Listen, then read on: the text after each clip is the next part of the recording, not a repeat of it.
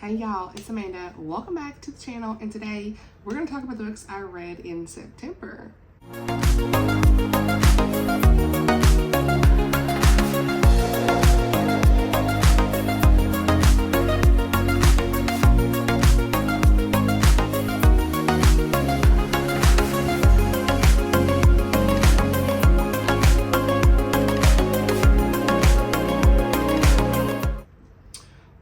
So I'm trying to film this video. I'm probably have to take some breaks, but I'm trying to start this video at least. We'll see if we can get through it.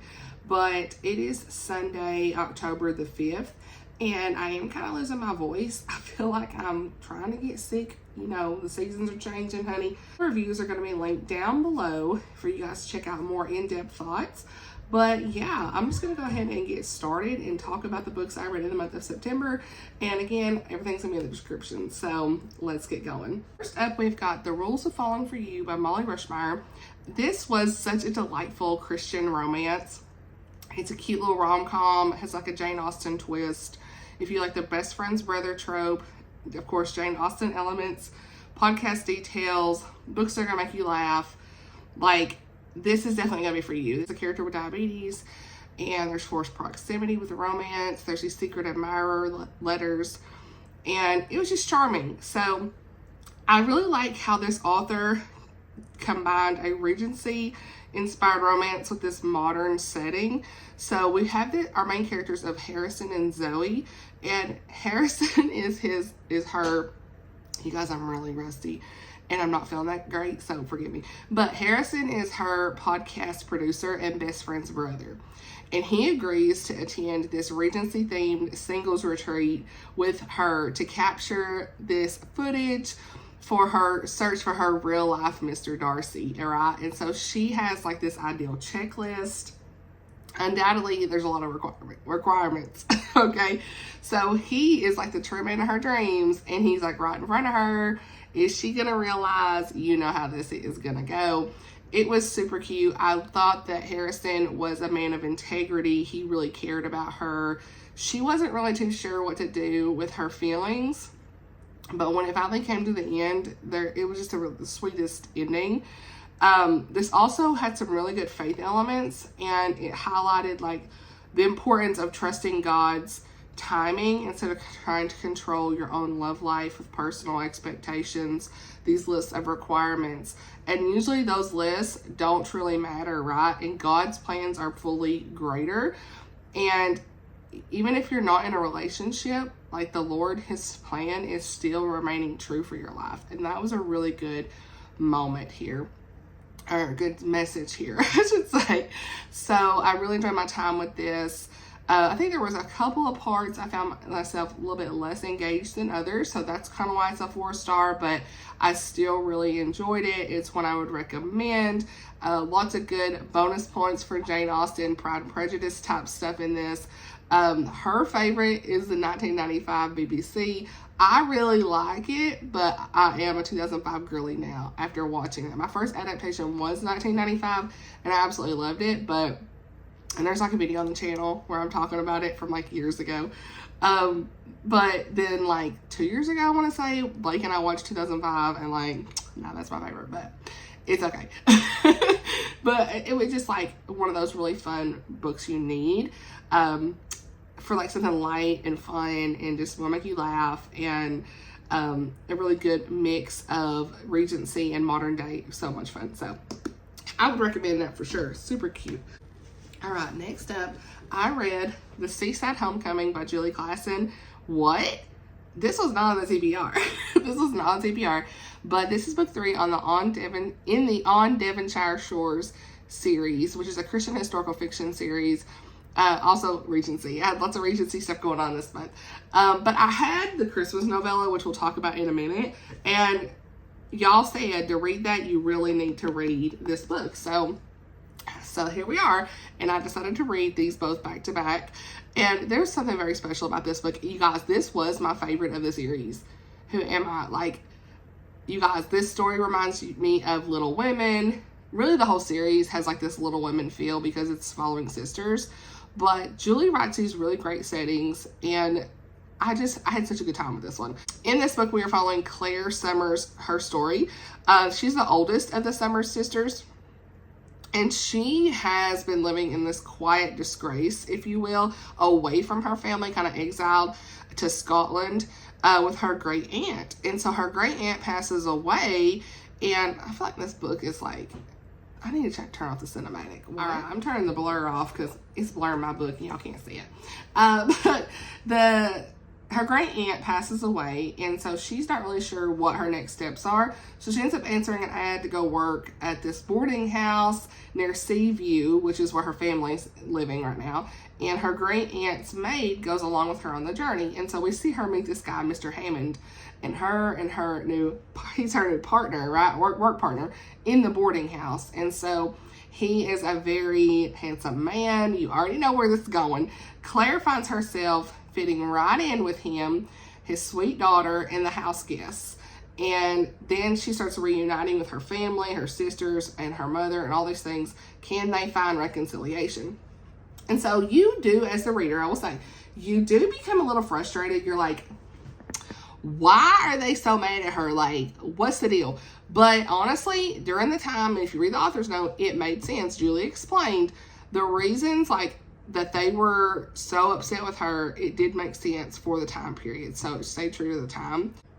It's very realistic, right? So overall, I really liked the way that this ended with the faith and the family elements were coming together. Claire and Mr. Hammond, listen, let me just say, they were perfection. There's something about how he was a single dad.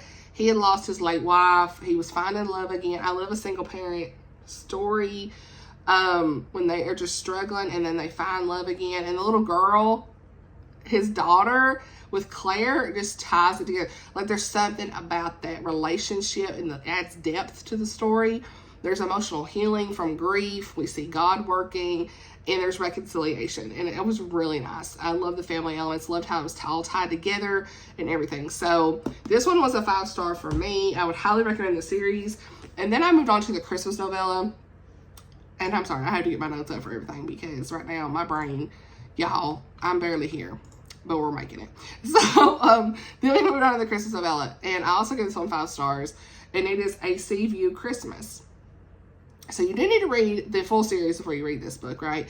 But this, again, was like Little Women at Christmas, you know, like in Little Women when they have like the Christmas scene. Like, this one was great. You saw lots of resolutions, healing, the romance, like, this was so cute. I loved it. And I liked how short it was, but it was like the perfect amount for me. Like the perfect length for this book, right? So in this one, we are back in Seaview with our sisters. And this time we finally get Sarah's romance story. And we see Callum, the Scottish hero. He is back again. He's kind, considerate, patient. And the fact that he was a Scot, I was here for it. So we get to see the point of view of Georgiana, and she's 17 years old, and we see her story with Colin as well. But I was mostly here for Sarah's story. Listen, we've been waiting. But Sarah has been like this character who's been very dedicated to her family, giving up her love life and just life in general for her family and to take care of them. And like, to see her make a journey was really nice. And she's just spent her whole life helping her mother and stuff and her family run Seaview, and she gets her happy ending. And I really liked it. There's a great family storyline. The Christmas elements were super sweet. I think if you loved the whole series, you're going to want to read this one because it just adds such a compliment to the whole series, right? So 5 stars. That was so good. It was a really great Christmas novella. And then, speaking of Christmas, I read a lot of Christmas books this month. Now that I'm thinking about it. Yeah, I got 2 more. So then I decided to read the On a Midnight Clear Christmas novella collection. Have this for review. This is a new release. It has Tracie Peterson, Karen Witemeyer, and Misty Beller. All 3 of their novellas are in this book. And I like that, a novella collection, because I kind of get a way where I can see like their writing style. I've never read anything by Tracie Peterson, so I wasn't really sure what her writing style was going to be like. But this was really great to kind of get a little taste of her writing style. So I loved it. Hers was my favorite of the 3. So the first novella is The Shepherd's Heart by Tracie Peterson, and I gave it 5 stars. That one, something about that one just touched me. The second one is No Room at the Inn by Misty Beller. That was a 4-star for me. Really liked it. I mean, all of them are good, but A Star in the West by Karen Witemeyer was 4.5 stars for me. So let's talk about Tracie's, The Shepherd's Heart. So this one is like in the Western frontier, 1875. We see a widowed sheep rancher with his children. Okay, his name's Vincent. He's a mother for his 2 children after losing his wife and some other children as well. So it's a lot of grief that he's going through. And I think because of the grief, I'm just really enjoying these stories where there's like depth in there when the characters are walking through something really hard. Like those are hidden for me right now. And he had 2 children left after he had lost his other, I think it was 2 other children who had passed away. And Angel ends up coming and she agrees to marry him. And it's like a marriage of convenience so that like she could help take care of the kids, right? And be a new wife, you know, during that time period. That's kind of like what they were doing. And they end up having to go through a winter storm, which I also love in books because it's kind of that forced proximity situation. But Angel is walking through this grief with this family together, helping the children. They're learning about trusting the Lord, even through this hardship. Like, it was so great. And these are all centered around like the nativity story. Really, each one of these, I should have said that at the beginning, but like the real meaning of Christmas was shown on display through the nativity story. I thought it was great. So that was my favorite of the whole book. But the next one was No Room at the Inn. And this is also on the Western frontier in 1861. And Hope and her brother are running an inn. A blizzard forces everybody to stay in Hope's home. There's a romantic interest between Hope and Noah, and everybody has to literally be there with no room at the inn. You know what I'm saying? And they have to figure out how to stick together during this storm. So again, meaning of Christmas is also shown again here. Very much a pioneer tale. It was good. Book 3 or novella 3. You guys, I'm struggling. I'm sorry. I feel like this video is so bad. I apologize. I'm just trying to get through it. You know, my voice is not gone. I guess I could have waited, but I really wanted to I like to get my wrap-ups out as soon as I can. So anyway, book 3 novella 3, Amanda, is A Star in the West, and that's Karen Witemeyer's. 4.5 for me. It wasn't quite the 5-star, but it was so good, you guys. This one is set in Waco, Texas in 1890, and we have the 3 wise men and a baby type story. So that was fun. You have this Christmas redemption in this as well. Frank is this Harvard math professor. He comes to Waco and he meets Stella, and he's very socially awkward, and she doesn't really see herself as she should. They have a lot of interactions together. There's some fun humor in that one. Karen Witemeyer really brings the humor, I feel like, in her stories. But this also did involve some serious topics with like mention of women at a brothel. So be aware of that. But it wasn't anything like explicit, but that is mentioned of like the women working there and things like that. I wrote working at the brother, honey. That's supposed to say brothel. Me and my typos. Anyway, I'm looking at my review.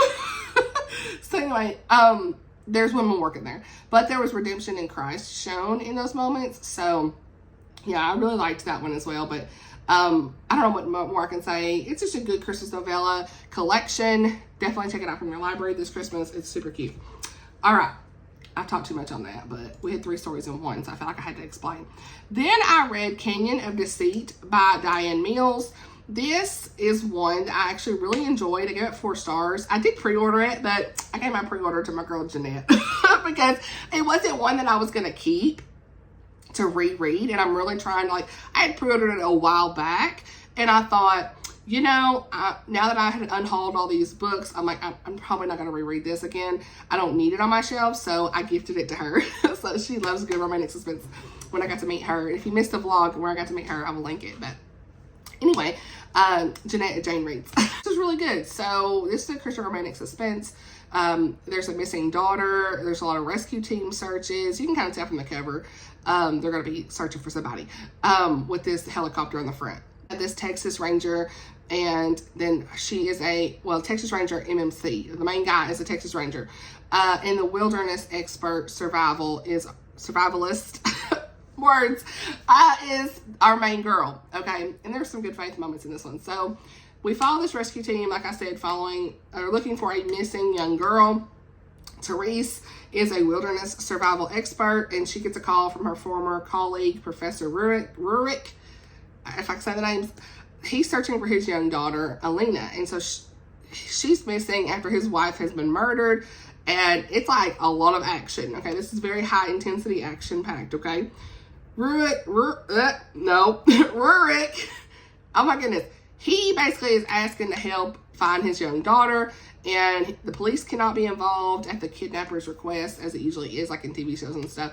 But she has a lot of past scars from losing her sister, and a lot of grief from that due to cancer, and then the death of her parents, and she kind of blames herself for that during the circumstance there, and a lot of things. She has a lot of guilt. So hearing about this missing daughter really like puts a fire in her heart to like really want to try and find her as soon as possible.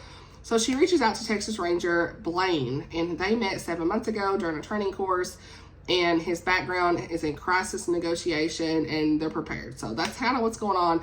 Very intense. Like, the best word for this book is it is intense, and I just love DiAnn's writing style. It wasn't quite 5 stars for me, but it was still a good solid 4-star Christian romantic suspense for me. But from the very beginning, our main girl's tragedy connected, like where she lost her sister, and like then she lost her parents soon after. Like, she had been through it, okay? And that just made her so much more determined on this case.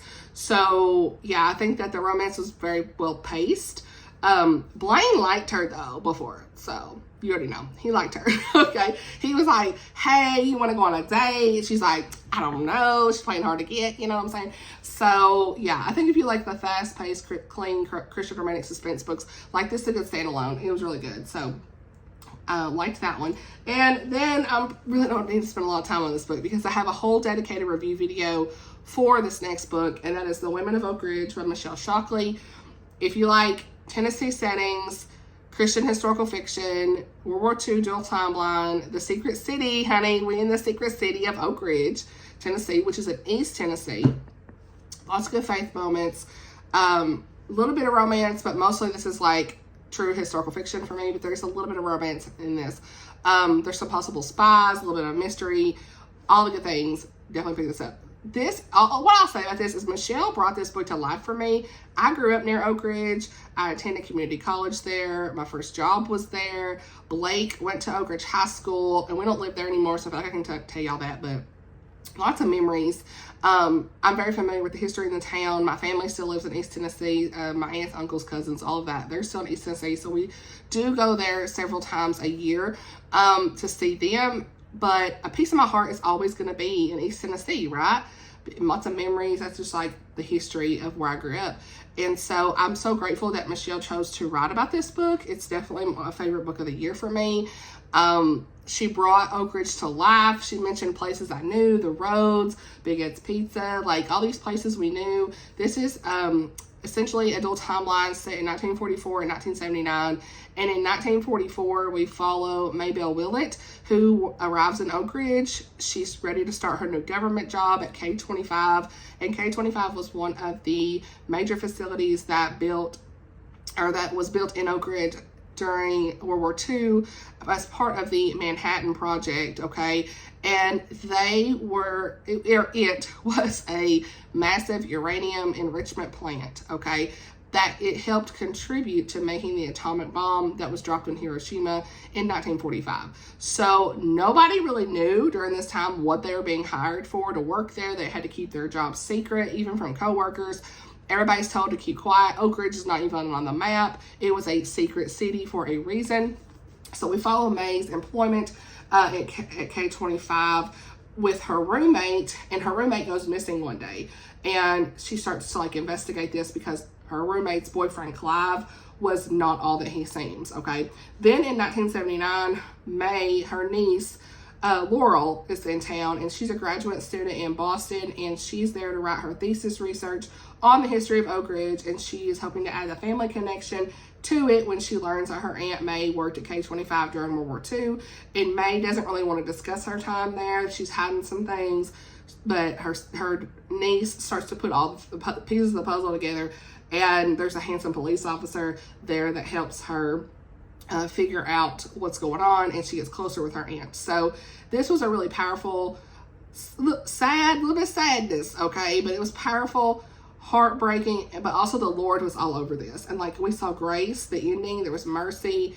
Like there was something about the way that May walked through this grief, this hardship, this of keeping secrets, and finally letting that go and letting the Lord just cleanse her with that, his goodness and his grace and his mercy and the truth. You know, the truth will set you free, and that's what happens in this book. So I really like this book. This does deal with, as far as content warnings, this does have like an abusive boyfriend mentioned.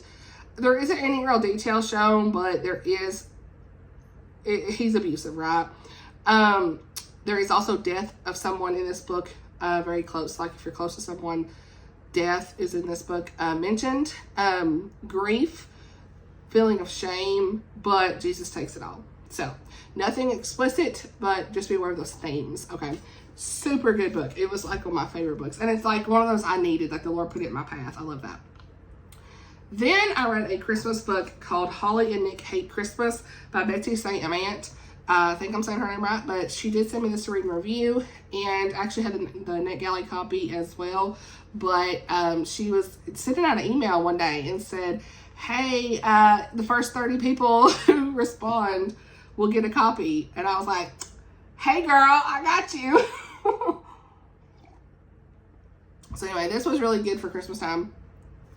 This is a fake dating rom-com, enemies to lovers, clean romance, like has a little dash of faith. I'd say it's a sprinkle, like a sprinkle of faith. But like, you know, rom-coms, I mean, we hadn't been really getting along a whole lot, but this was good. So this is not a true I hate Christmas book. I know it says hate. I know it is, but it's not. And I love that she didn't go there with it. Like, she was a very light play on this, right? So these characters are in their 30s. The number of times I cackled with their Christmas shenanigans, hilarious. So we follow Holly, and she's hated Christmas forever, okay? And she was teased all the time for her name being Holly. Her birthday was around Christmas or on Christmas or something like that. So she wasn't a big fan of Christmas. And she doesn't really get the promotion that she wanted at work. She was downsized at the company. So she's singled, unemployed, turning 30, and she's not in the best frame of mind for the Christmas season. Holly's brother, Ryan, he asked his best friend, hey, he's known as holiday hater Nick, okay, to go home with him. Unfortunately, Holly overhears her brother asking Nick to be his sister's date for the Christmas party. And she don't like this. She's like, I'm not going to be his pity date. I'm going to get back at him. And so she knows he doesn't like Christmas either. So she starts like becoming the biggest Christmas enthusiast. Think Cindy Lou Who, honey. And it's so funny. Like, those parts were great. Everybody's home at Christmas. There's some secrets, rumors, or what's going to happen. And it was just a good Christmas book. I would recommend it. I think y'all need to check it out. Definitely check this one out. It was like a dash of faith. There's Christmas prank wars, if you will. They were just funny. There was a little bit of seriousness that come up towards the end. Betsy didn't make this a hate on Christmas book, though. Like, this was a more of a light play on disliking Christmas because of certain things that happened in their life that made sense. And she had a lot of good Christmas elements leading up to Christmas Day, but she did make sure to let you know the real meaning behind Christmas season. And even in the author's note, she says, this holiday season, if you're in a trial, like so many people are, please know you're not alone. Emmanuel, God with us. He came, he is here with us. And his presence is the present, our greatest gift of all. Like, thank you for that. Like, we need that. 4-star for me. And read that for review. And next, this video is longer than I thought. No surprise, nobody. The next book is another favorite of the year, you guys. All these 5 stars. Who am I? A Simple Kindness in Flatsboro by Heather Norman Smith. I wish I could have done like a reading vlog on this, but I didn't get to really do many reading vlogs this month, but we're here. This book blew me away. I'm a special needs parent, and this book, as a special needs parent, touched my heart. It did not let go. It's one of those schools stick with me. We got friendship, second chances, forgiveness, being kind to one another, especially when nobody's watching, when it matters most. This book is sharing the gospel of Jesus in such a beautiful way. Characters are navigating grief, life's hardships, and how to trust the Lord in those moments. And so we follow our main character of Andy Clark, and he has always been different. That's how the synopsis is starting off in this book. He has had a tumorous mass on the side of his face, for half of his face, covering it, but his whole life. And he has always been noticed and, you know, just judged and things like that. So he has struggled in his life, but he's always been the anonymous do-gooder in quiet kindness in Flatsboro, North Carolina. Had to take a break. So anyway, he's been this anonymous do-gooder, and Andy is living his life exactly how his mother taught him. She's left a lot of notes. She has passed away, and she's left a lot of notes on cards for him. So he reads those over and over after her passing. And so he's kind of continuing to get her advice. And he's a believer in the Lord, and he wants to do what's right. He always wants to do what's right. He was the caretaker for his best friend who had Down syndrome, and his friend passes away. Andy is devastated. How's he going to get through this?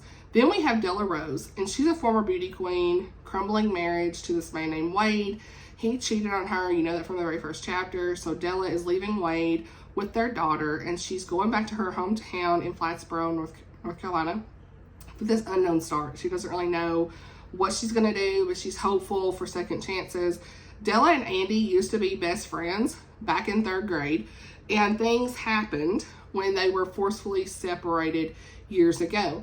The Lord really puts Della on Andy's heart, and their friendship is helping navigate through the grief of her ending marriage and his continued grief over the loss of his best friend.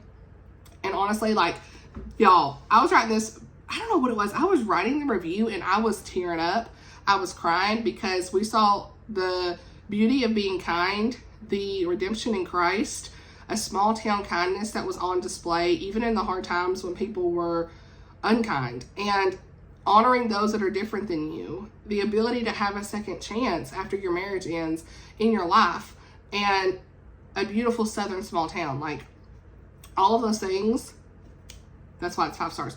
This book, it wasn't really on my radar until I saw from the publisher Kriegel Publications on their Instagram about it, and I was like, yes, I want to read that. So I did read this for a review, and I'm so glad. I keep finding these great contemporary fiction friendship stories that are just hitting the moment I need them. So I think I'm on that search for anything that's going to be like this type of book. You know, there wasn't any romance in this. I thought that Andy and Della might be having a romance together at some point, but really they were just friends. Like, and that was really nice to see, because you don't have a lot of books like that. So that's a very unique take on this.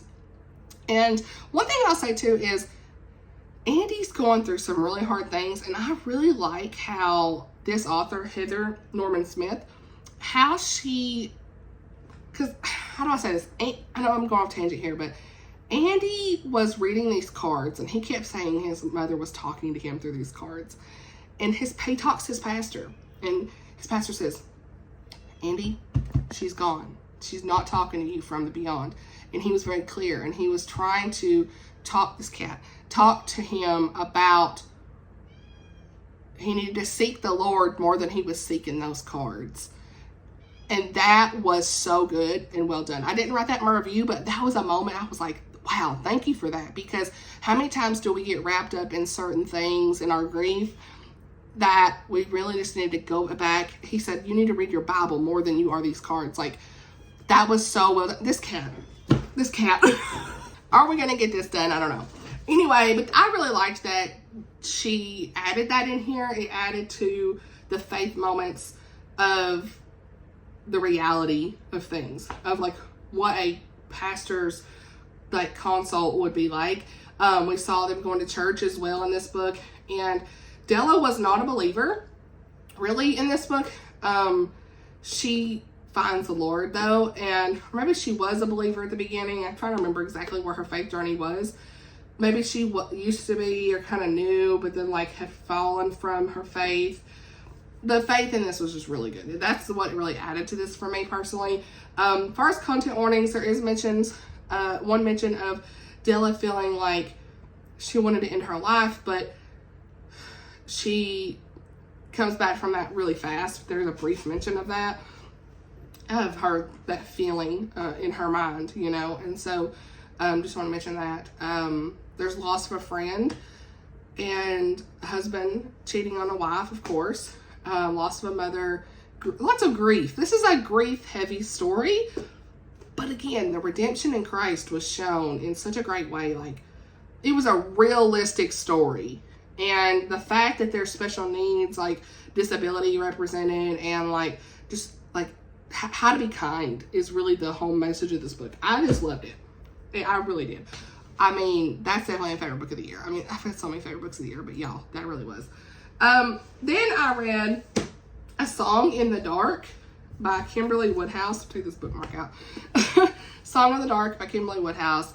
This is super good. I gave this 4.5. I think 4.5, 4 on Goodreads. I was trying to remember what star rating I landed on. This was very moving, you guys. This was Christian historical fiction with a little bit of romance. We followed Tracie, and she became blind at 10 years old after a car accident many years ago where her parents were killed. And so she became this famous pianist touring Europe around World War II when that's about to occur. And her concerts are put in the spotlight. Hitler himself takes notice of her. She is about to secretly help others that are in danger. She works with this person named Rick, who is a British intelligence officer, posing as her driver, and they end up facing a lot of stuff together. So this is filled with a lot of hope during dark times. The cat's back out there. Sorry, I had to take a break. This cat was walking back in here. Listen, we try not to let the cat in Blake's room, so I gotta hurry up. He gets all stuff. So yeah, this book was filled with hope during a lot of dark times. Tracie had been through a lot of hardships. She never gave up. She didn't want people to treat her differently because of her being blind. And so she was working to ensure that she was seen for more than her disability. And during a time when being blind held more than just a disability, many faced death and exile, Tracie was ready to be on the front lines. Uh-oh. This is probably the worst wrap-up video I've ever had to do because I keep getting interrupted. I should just do this another time, but we're here. So, real life. Yeah, Tracie was ready to be on the front lines, though, and stand with courage. And so, this was really well done, showing her musical gifts with us. Rick and Tracie's interactions were great. We saw that this partnership that they had together added a layer of depth to the story. I appreciated the disability represented with Tracie's blindness. We don't have enough of blind characters in books. And so if you enjoy World War II fiction with very strong heroines, a thread of faith, like a light faith element, this is definitely one that is worth picking up. Was on a launch team for that book, so I'm so glad because that was awesome. My first Kimberley Woodhouse book, you guys, that was awesome. So, and then I think, I'm trying to remember if I had any DNFs too. I need to remember that. I need to go back. So I haven't wrote a formal review on this next book. This is the last book I read this month. And it's The Nature of Love by Toni Shiloh. Look at me reading a book my brother picked. What? This was not, I mean, this is not even on my radar right now. And it's not a book Blake picked. Oops. But it's one that my brother picked when he was here in that video. So I finally read it. And I really enjoyed this. I gave it 4 stars. It's like 4.5. This is another favorite of the series. I like the first one the best. This is my second favorite. And then the second book in the series was more like Kentucky Derby type style. And I think I gave it 4 stars, 3.5 to 4. But this one was definitely a solid 4.5. So yeah, it was very emotional, surprisingly. You know, I didn't realize how much, again, grief heavy books this month, you guys. But this was, wow. It was like sitting at a 4-star for a little bit, maybe first 10 chapters, but something happens, and I'm not going to say because it's going to spoil it. But what I will say is please be aware this book deals with primarily death of a family member. That's all I'm going to say. Grief over the loss heavily. So please be aware of that. I don't see enough people saying that in the reviews. I'm not saying who died. I'm just saying there's grief of a family member. You need to tell people this. Because that's what this book, I mean, you go into this, you're surprised, chapter 10 or 9 or 10. I was like, whoa. If I was walking through that at the same time, I don't know that I would have been able to receive it in that way. You know what I'm saying? So please be aware of that. But it was a really great story of how Toni handled this. Like, it was just a really great story of how Erica is our main girl. She's not a believer at first. she finds the Lord through her grieving process. That's what I'm trying to say. And Chris is one of the guy friends in this group from the whole series, right? You're seeing these guy friends pretty much text threads and all these things. And so you see like Lamont and I don't remember that guy's name in book 2. The guy in book 2, what was his name? Let me find a text thread. Let's find one because me and my name's Tuck. Yeah. So you'll see like they'll have their text threads and stuff in this book. I love the guys, the guy friends. Like they really make this book. They're all men of God, and I love that. So Chris was again an awesome, strong man of God, and it always adds like a layer to see like the characters from the previous books. So I would recommend you read them in order because you do see the other characters from the books, and you like experience this a little bit better when you know their story too, their backstory. But they're sweet kids in this book. I don't really know if I'm saying, but Erica's basically an orthopedic surgeon, and she is at the crossroads, okay? It doesn't say, but she is 41 years old. She has a very big success, and something happens that is devastating, and she's having to kind of figure all this out, like what's going to happen next. Chris and his friendship with Erica, that starts to blossom into a romance, you already know, and it does say, okay, it does say in the synopsis. Well, see, I don't want to say, I still don't want to say it. Yeah. Her sweet nieces are in this book, and that really added to this book. That's what I can say. And Chris is helping her pick up the pieces of things. So, yeah, it was just, I really enjoyed it. I don't have much else to say. There's a cute little dog. You can see the dog on the front. He's super cute. Was it a he or she? I can't remember if it was a boy or girl. Okay, but loved it. I really liked the book. That's all I can say. Toni Shiloh has very heavy faith content in her books. So if you're looking for Christian romance that is filled with faith, that I know a lot of y'all might say that it's not always realistic, but it's an ideal of like what you would want to strive towards, I guess. Pick her books up. Pick her books up. Oh my gosh, you guys, this was chaos. What? Did I DNF a book this month? I need to go back and look. I think I did. Oh, I did. I need to tell y'all. So, I think I wrote a review on it. Let's see. I did.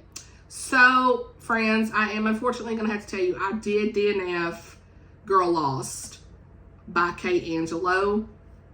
Did I talk about this? No, I didn't. I'm just not talking about it. Whew, I'm here. It is 7:59 in the morning on Sunday, okay? But I had to set this book aside. Girl Lost by Kate Angelo. It's me. I'm the problem, okay? I had to set this down at 43%. So many people love this book, so take me with a grain of salt. But it didn't have anything to do really with the writing style, but some of the thriller elements, like the crime threads, and there were some gruesome discoveries.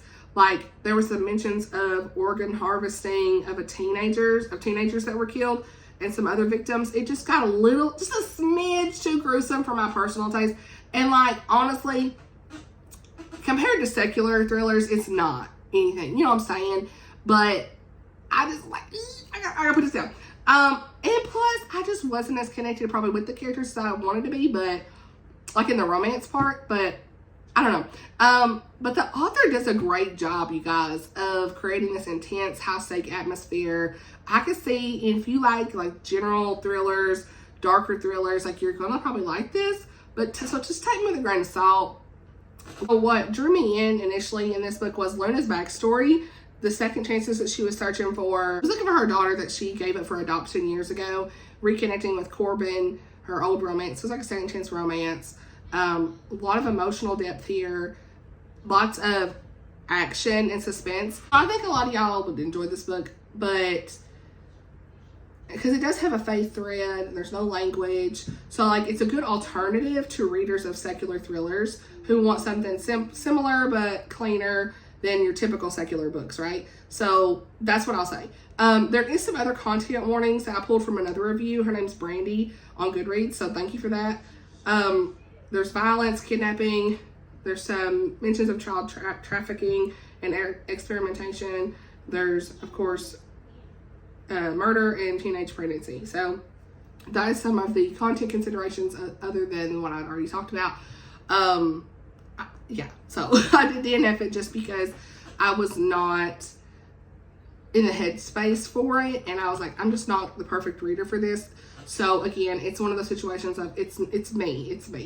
So anyway, I think that's everything I want to talk about. Talked longer than I expected, as always. But thank you for being here and kind of being here with me through the chaos of trying to get a wrap up done, because apparently I'm barely here and still drinking coffee. So thank you so much for watching this video. The cats walked back in here. Let me know if you read any of these books. We're in the hub's room. He's gonna be like, what were you doing in my room? Let me know if you've read any of these books. They sound interesting. All the good things.